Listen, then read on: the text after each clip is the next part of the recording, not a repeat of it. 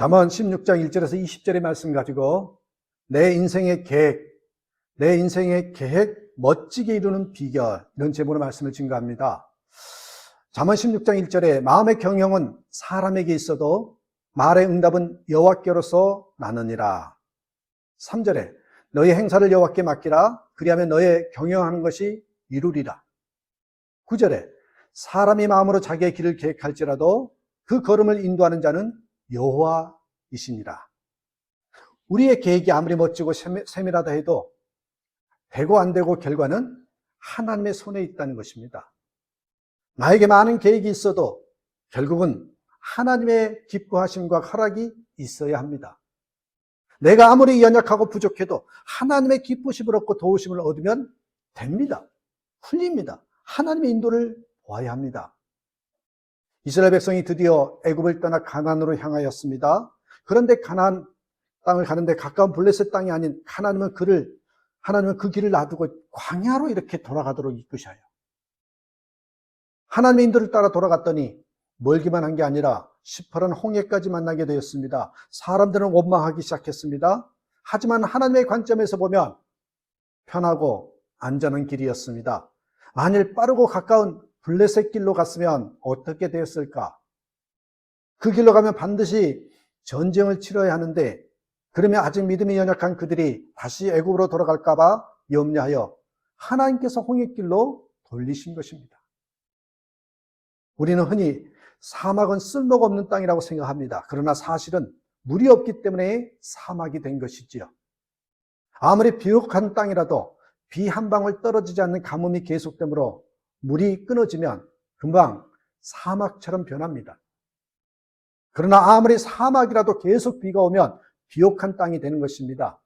실제로 여러분 미국의 캘리포니아 지역은 원래는 메마른 사막이었습니다. 그런데 사람들은 이곳에 멀리 이 콜로라도 강줄기를 끌어들여서 물을 대었죠.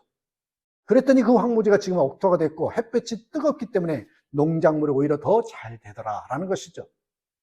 그래서 우리가 쉽게 구경하는 캘리포니아 건포도, 캘리포니아 오렌지, 캘리포니아 사과 같은 과일들이 바로 그 사막을 옥토로 만든 곳에서 재배된 것입니다. 사람은 하나님의 계획을 알지 못합니다.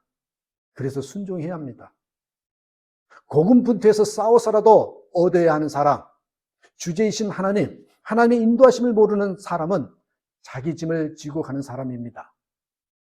어리석은 사람은 자신의 인생을 제 힘대로 살아왔고 자기가 책임진다고 말하지만 사람은 나를 성공하게 할 수도 실패할 수도 있는 엄청난 외적 환경에 둘려 있습니다.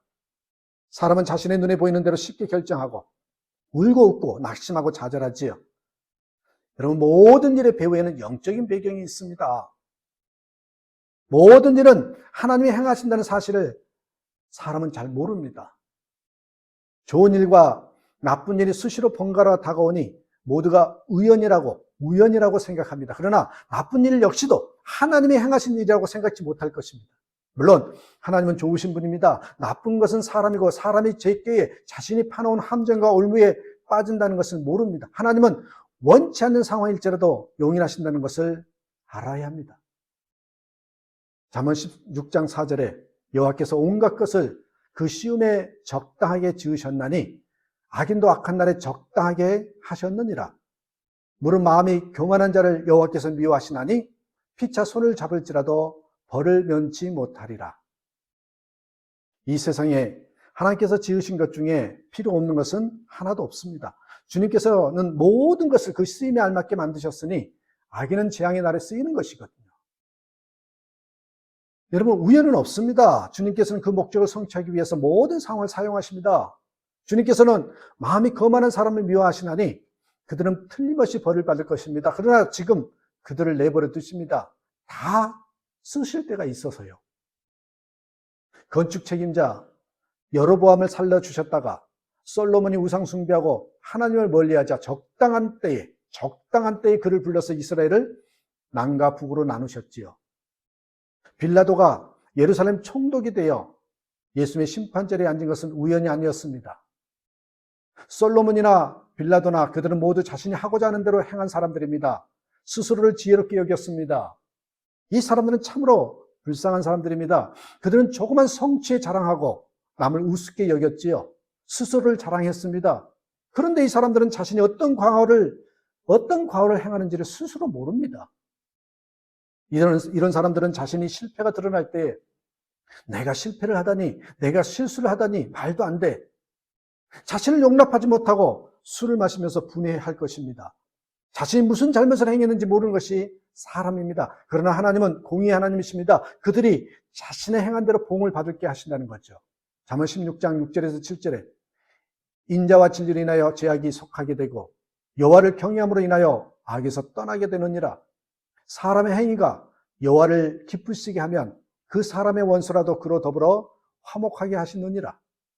잠언 16장 19절 20절 겸손한 자와 함께하여 마음을 낮추는 것이 교만한 자와 함께하여 탈취물을 나누는 것보다 나으니라. 성과 말씀에 주의한 자는 좋은 것을 얻나니 여호와를 의지하는 자가 복이 있느니라. 사람은 인자와 진리를 추구해야 합니다. 사람은 한순간 인생이라는 징검다리를 밟고 큰 바다를 건너가는 것과 같습니다. 겸손하고 온유한 사람은 인간관계가 좋습니다. 하나님이 기뻐하시면 사람을 붙여주시고 기회를 허락하십니다.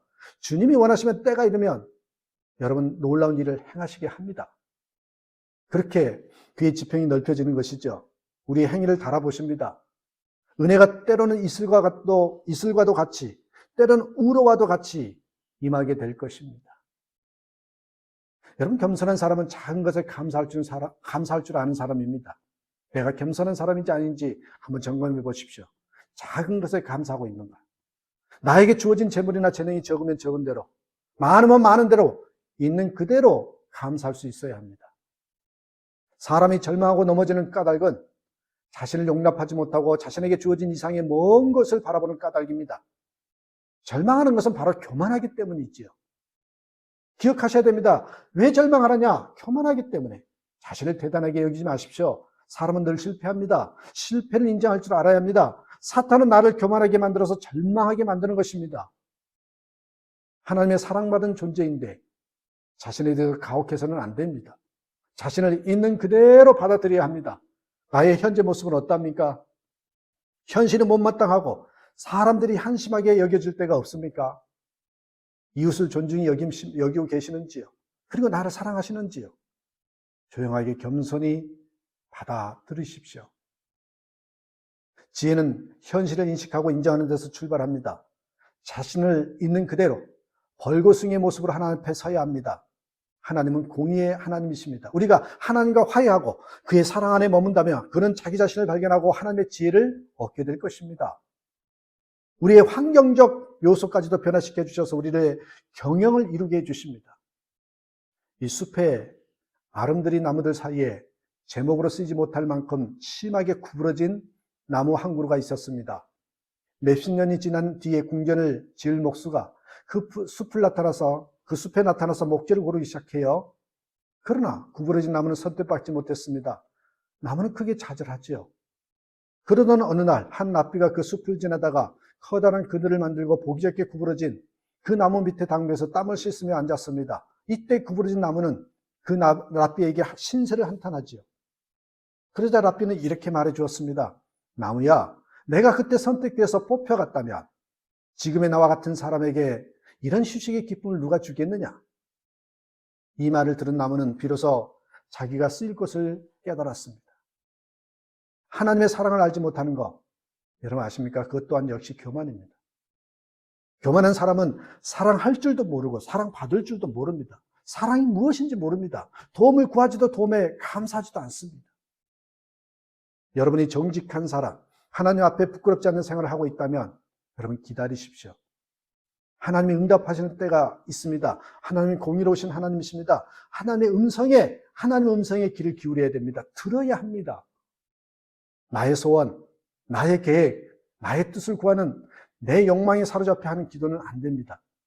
조지 뮬러가 그런 말을 했죠. 하나님보다 앞서지 말아라. 성령보다 앞서지 말아라. 기도보다 앞서지 말아라. 무슨 말입니까? 성령이 감하여 문제의 해결을 주실 것입니다. 서두르지 마십시오. 성령의 역사를 기다리십시오. 무엇보다도 기도부터 먼저 하십시오. 그리고 듣는 마음이 중요합니다. 그리고 이런 사람은 늘 주의 말씀을 가까이 할 것입니다. 그것이 성도에 마땅한 도리입니다. 그러면 주님의 일하심을 보게 될 것입니다. 현대인들이 하나님의 음성을 가까이 귀담아 듣지 못하는 이유가 두 가지가 있어요. 하나님의 음성을 듣지 못하는 두 가지. 첫째는 too busy, 너무 바쁘다는 것입니다. 너무 바빠요. 일 자체에 몰두하고 성과주의에 빠져서 그저 성공에만 급하고 성공이 무엇인지 그것에 대해서 생각하지도 못합니다. 의미도 그 깊이도 없이 그저 뛰고 있는 모습이죠. 그러니 들리지 않죠. 두 번째로 노이즈라고 합니다. 너무 산만합니다. 너무 산만해요. 많은 볼거리가 있습니다. 들을 것이 너무 많습니다. 요즘은 우리는 수없이 많은 것을 보고 듣고 삽니다. 유튜브를 통해서 다 그렇게 듣고 보고 살잖아요. 만리장성을 보러 가려면 베이징에서 하루가 걸린다고 하네요. 얼마나 힘듭니까? 가서 보니까 사람들만 보이더래요. 여러분, 그래도 선택의 여지가 없잖아요. 한 번은 보아야 됩니다. 우리는 너무 많은 모임에 끌려다닙니다. 만나고 싶지 않은 사람도 만나야 합니다. 별로 무관심한 사람들과도 밥을 먹어야 합니다. 겪고 싶지 않은 일도 겪어오면서 살잖아요. 이렇게 세월이 흘러가면서 사람들의 마음이 산만해졌습니다. 깊은 명상의 시간이 없습니다. 기도하는 시간이 없습니다. 물어봤더니 딱 3번 기도한대요. 식사할 때. 그러니 하나님의 음성을 들을 기회가 없는 것이죠. 어떻게 보면 저의 모습과도 상반 다르지 않다라고 생각합니다. 우리에게 하나님의 말씀을 읽으면서도 말씀이 들리지 않는 것은 일종의 여러분 아셔야 됩니다. 하나님의 심판이에요. 하나님의 말씀을 듣는데요. 하나님의 말씀을 읽는데도요. 깨달아 듣지 않아요. 그냥 한 귀로 듣고 한 귀로 흘러버리는 들리지 않는 그런 현상이 생긴다. 여러분 그 자체가 하나님의 심판이라는 거 잊지 마셔야 됩니다. 나의 마음에 하나님의 음성이 들려지지 않는다는 것은 이미 현재적으로 심판을 받고 있다. 이 사실을 알아야 합니다. 내가 마땅히 드려야 할 나의 마음, 나의 시간을 온전히 드리지 못하는 것은 하나님 앞에 완악한 까닭입니다. 교만해서 멸망의 길을 가고 있는 거지. 그러므로 오늘 나의 고집, 나의 형편에 매이지 말고 마음을 열고 주님이 주시는 말씀의 길을 기울이십시오. 하나님이여 나에게 듣는 마음을 주십시오. 주의 음성을 듣는 그런 조용한 마음을 주십시오. 이렇게 한번 기도하셔야 됩니다. 이게 지혜입니다. 이게 그리스도인들이 살아가는 방법입니다. 이렇게 살아가는 저와 여러분 되시기를 주님의 이름으로 선포합니다. 축복합니다. 기도합니다.